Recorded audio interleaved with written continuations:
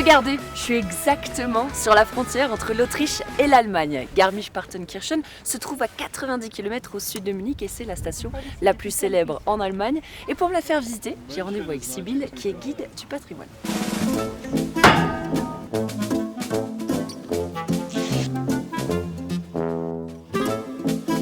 Hallo, guten Tag Sibylle. Oh, bonjour.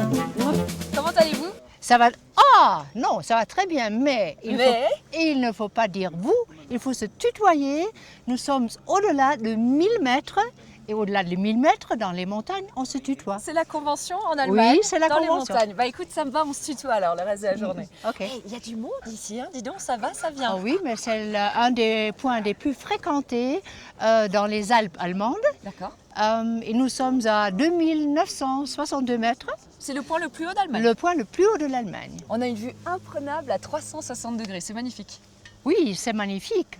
On voit 400 sommets dans 4 pays. C'est l'Italie, D'accord. c'est l'Autriche, c'est la Suisse et c'est l'Allemagne. Eh bah écoute, ça ne peut pas être plus européen ce Non. point-là. On peut même faire la luge en plein été. Tu plaisantes, on peut faire de la luge? Oui, on va faire de la luge. On y va toutes les deux? Oui, peut-être, si tu veux. Eh ben on fait la course. On y va. Oh, oui, la première en bas a gagné. Allez, On y go! va. Ah, je vais te dépasser. C'est pas cool! Attends, je vais te rattraper, hein? Bye! J'ai gagné! Ah, C'était super fun! maintenant, on va aller se promener dans les rues de Garmisch-Partenkirchen. Ah. Je pense qu'on va prendre le petit train, le train à crémaillère.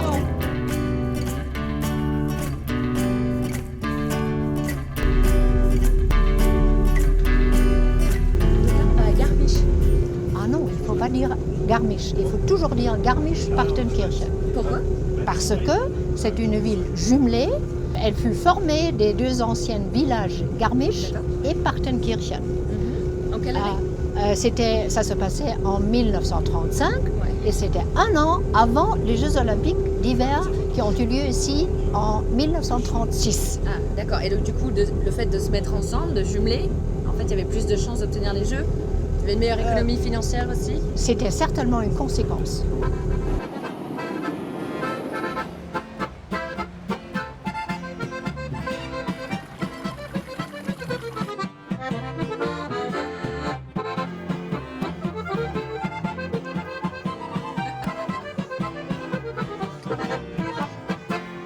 Alors regarde la façade ici, on voit très bien la profession que la famille a fait autrefois.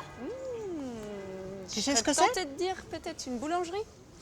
Absolument correct. ça. Une boulangerie. La façade de chaque maison raconte une histoire Ouais. de la famille qui habite.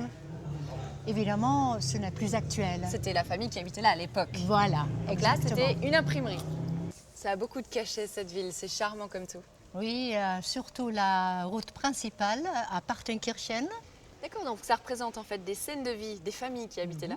Et puis même il y a, par exemple là, en fait, c'est des scènes religieuses.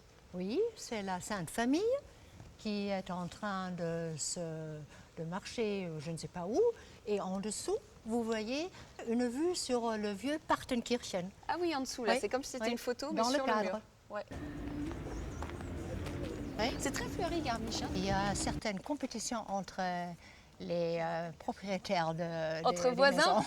Entre voisins. C'est vrai? Exactement. Bah, entre tant mieux voisins. pour nous, touristes, parce que du coup, ça fait vraiment de très très belles choses à regarder en tout cas. Our whole company history goes back to 1923, Oh là. and I'm already the 4th generation here. D'accord, donc c'est resté vraiment dans les traditions en fait de la région. Tu t'habilles comme ça tous les jours?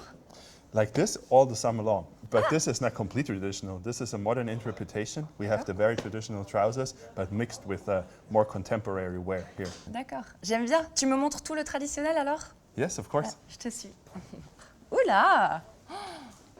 C'est So- beau, c'est la montagne. Alors qu'est-ce qu'on a ici, Franz? Here you can see all the different things combined in 4 trousers. First of all, it's the leather. Here we have goat leather. This one is deer leather. It's elk leather. And here we have something very special that you cannot get every year, but this year we were lucky, and this is mountain goat. Ça, c'est du chamois. Yes. Donc alors, la tradition, c'est le chapeau, la veste. Et alors, qu'est-ce que c'est ça? C'est des mitaines? C'est joli comme tout. On met comme ça? No, not like this. You wear it like this. It's something very special here in this area. Oh, it comes from former times when the area was really poor and the people didn't have too much money and they had really saved it. So they couldn't throw away every sock when it had a hole. So they did two pieces, the lower part and the upper part. The lower part was broken very soon, so they took it away. And the upper part they were wearing a long time. Bah, j'aime bien l'histoire de ces petites chaussettes, très originales. But you know what? This was only the man's part. I have to show you what the women wear. Et je peux essayer? You have to try it on. Come on, follow me. Bien.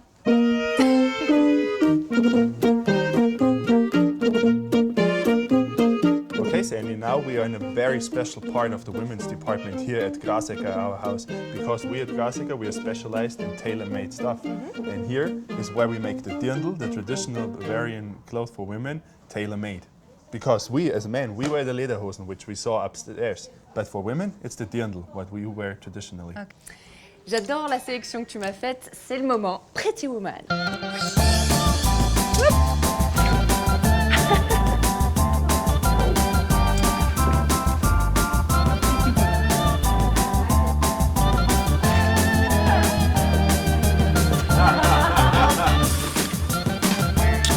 C'est la robe. That's the dress. It looks amazing. Vous êtes une vraie star ici, regardez Maurice, le nombre de personnes qui viennent d'arriver. Écoutez, ils viennent pas pour moi, Ils viennent pour le spectacle. ils viennent pour le spectacle. Et je fais partie du spectacle. J'ai cette chance-là. Et c'est le but de la fromagerie ici. C'est avant tout une fromagerie de démonstration. Et puis après, on y a ajouté un petit restaurant avec des mets typiques de la région.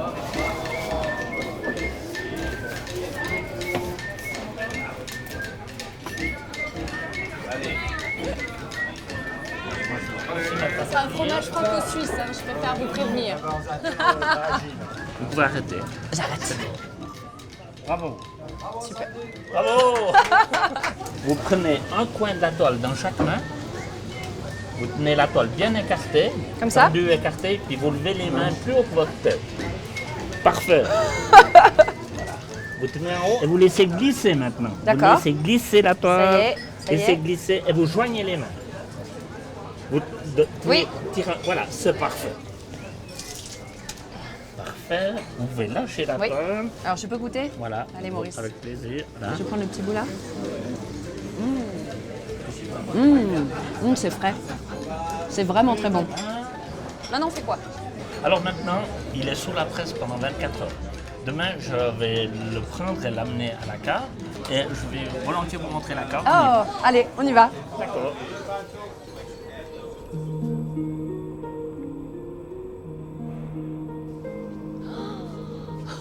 C'est impressionnant. On a une réserve de pratiquement une année de fromage. Puis il y a 900 meules. Ils sont classés par date. Voilà, exactement. Et là c'est les derniers faits. Ben voilà, ça c'est un du mois d'octobre. Et alors, on peut consommer le vôtre à partir de quel mois? Alors à partir de 4 mois, il est doux. À 7-8 mois, il est mi-salé. Et si on veut un fromage corsé et qui donne vraiment ses saveurs, une année et demie, c'est l'idéal. Ah, l'idéal, c'est un an et demi? Voilà. D'accord, il faut attendre longtemps alors.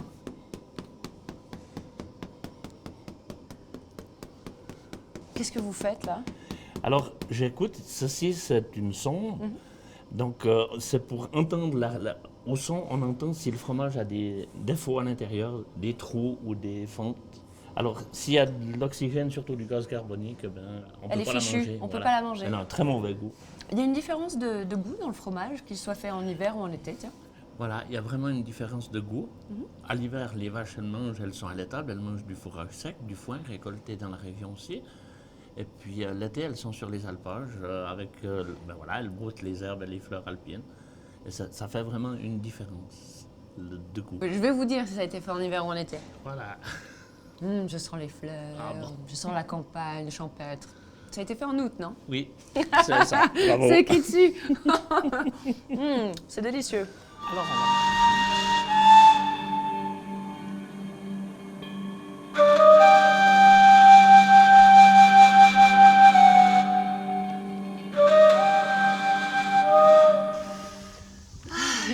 détendu, Sonia. Ça fait tellement du bien. Je me sens ressourcée ici. Tu vois vraiment. Moi, je préfère d'amener les gens dans la nature, au lac ici, sur la montagne, pour qu'ils ressentent les éléments, son corps. J'ai lancé une façon de yoga sur la planche. D'accord. Tu fais le yoga sur la planche de paddle. Stand-up paddle yoga. Tu vas beaucoup l'aimer. C'est vrai? Je suis sûre. Tu veux l'essayer? Ouais, on y va. Okay, emmène-moi. Allez.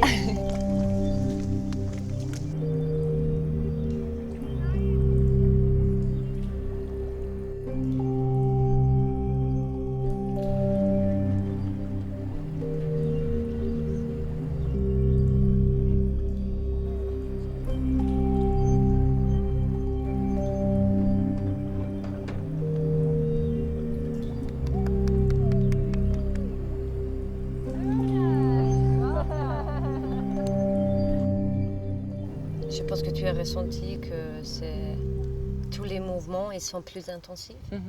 Parce que tu travailles vraiment en profondeur, j'ai l'impression. Tu travailles en profondeur et ta concentration, c'est vraiment sur un but. Il n'y a rien à gauche, à droite. Tu n'as pas vu les gens qui passent. Non, j'ai rien vu. Ou non. C'est comme tu es toute seule. Je conseille, c'est vraiment très très sympa. Et puis avec une prof comme toi, honnêtement, ça paraissait simple. Ah, merci. Merci. En tout cas, on fait comme ça, on se salue. Salut. Merci à toi.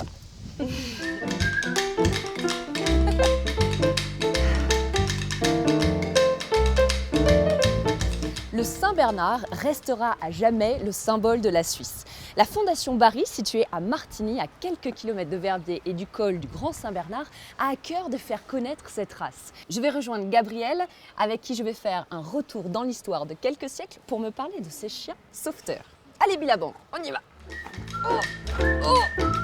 Allez, ma puce. Fais la Gabrielle, là.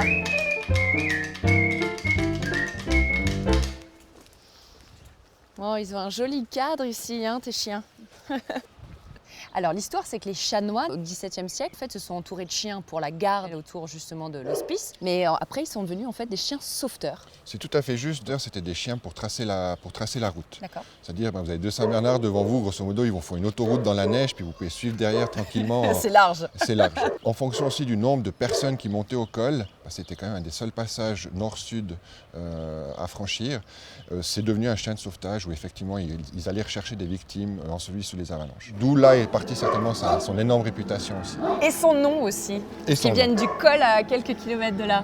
Et j'ai l'impression du coup que le Saint-Bernard a laissé sa place aux bergers allemands. On prend plutôt ses chiens en montagne maintenant. Tout simplement par souci d'économie de poids, donc on a changé les moyens d'intervention en montagne, on est parti sur l'hélicoptère maintenant. Quand vous calculez pilote, copilote, médecin, patient, etc., ça fait du poids. Chaque kilo compte, donc malheureusement il n'est plus adapté au sauvetage en montagne. C'est dommage. C'est dommage, mais je te rassure, on lui a quand même trouvé une nouvelle mission, c'est-à-dire qu'il sauve toujours des personnes, mais plus forcément en montagne, mais en allant à leur rencontre, c'est ce qu'on fait ici tous les jours au musée, mais aussi en faisant des actions plutôt sociales, où on va à la rencontre de personnes, soit en institution, dans les homes pour personnes âgées, mais aussi avec des personnes handicapées, pour essayer de les motiver via le chien, grâce au chien, à réussir à nouveau à faire un mouvement ou à éventuellement peut-être marcher. Là, finalement, ils arrivent à sauver des vies différemment. Oh, je vais te ramener à la maison, hein, on va négocier. Je vais te ramener. Tu laiterais combien de fois par jour? Alors je laiterais 2 fois par jour, matin-soir, et 2 transformations fromagères par jour, juste après la traite. C'est pas mal, hein, ce que j'ai pris. Super fière.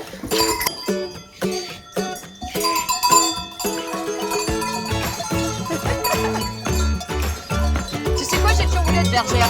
Eh ben tu vois, regarde. Mon rêve était cloché. Tu l'as fait pendant quelques heures. Ça fait combien d'années que tu es ici à l'alpage? Eh ben ça fait la 2e saison qu'on est maintenant sur l'alpage de Blétière. On espère bien y rester encore un moment. Ouais, il est vieux de combien en fait cet alpage? C'est un alpage qui a été créé dans les années 1500 à peu près environ.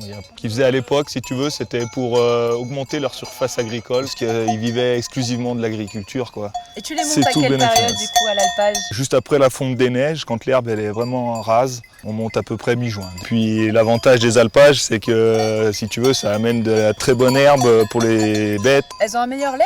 ou elles en font plus? Elles ont un meilleur lait car l'arbre elle est vachement plus riche, il y a beaucoup plus de protéines et en plus elles en produisent plus. Qui dit bon lait dit forcément bon fromage, non? Tout à fait, on va aller goûter ça et tu vas m'aider à préparer la petite recette dont on a le secret. Ah ouais, la table est mise. Alors ça, c'est le petit mélange maison, ciboulette et ail semoule. Alors, montre-moi comment on fait. D'abord, il faut démouler. Voilà, tu le retournes et hop, on le met sur l'assiette, à toi. D'accord. Pose ton moule, comme ça tu as tes 2 mains disponibles. Ouais. Donc on prend la petite préparation avec le fromage frais, tu verras c'est très simple. On le prend, tu le roules tout simplement sur le dessus et on le fait quand c'est très frais. Comme ça colle bien. Exactement, il faut être délicat. Waouh. Super, voilà. super. Un peu comme une chapelure alors. Exactement. Tu vas venir enrouler ton chèvre dedans. Voilà. On peut tricher un peu comme ça. Allez, on peut tricher un peu comme ça. Et après, tu sers ça comment à tes clients alors? Alors, il faut du bon pain. On met aussi des petites confitures maison, donc cerises. Et on déguste alors. Si t'aimes, c'est les goûts des couleurs, ça. Regarde comme c'est beau. C'est magnifique. Et je suis sûre que c'est super bon. Ça peut pas être plus frais là. Ça fond dans la bouche. Ça a un goût. La côté ciboulette, ça amène, je trouve, une petite fraîcheur. Et toi, Julien, tu es un des derniers chevriers de la vallée, en fait. Je suis le seul, oui, à produire des fromages de chèvre sur la vallée de Chamonix. Donc Chamonix voit d'un bon œil, en fait, d'avoir des chèvres de nouveau et des élevages. Chamonix est bien derrière nous. Ils sont contents qu'il y ait quand même encore des animaux dans leurs alpages pour entretenir quand même les terres, quoi. Et puis en plus, tu régales les randonneurs. Exactement. Et alors, vous faites des photos toute l'année ici? Alors moi je suis le photographe du parc, oui, donc j'organise des stages. Je pourrais être votre stagiaire aujourd'hui? Eh ben allez, c'est parti. C'est vrai? Ouais, moi ça me dit bien. Ah bah super. J'ai un appareil, c'est parti. Je me suis.